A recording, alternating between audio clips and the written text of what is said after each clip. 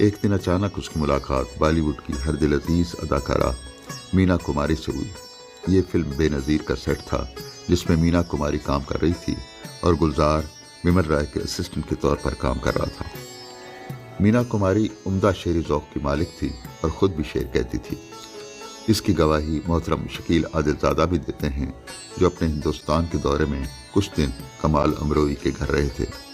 मीना कुमारी की शादी कमाल अमरोई से हो चुकी थी। शकील आदिलज़ादा ने मुझे एक मुलाकात में बताया कि इस क़याम के दौरान उन्हें मीना कुमारी को करीब से देखने का मौका मिला। वो बताते हैं कि मीना कुमारी की ज़िंदगी में सब कुछ होने के बावजूद एक उदासी थी, एक बेअंत तन्हाई।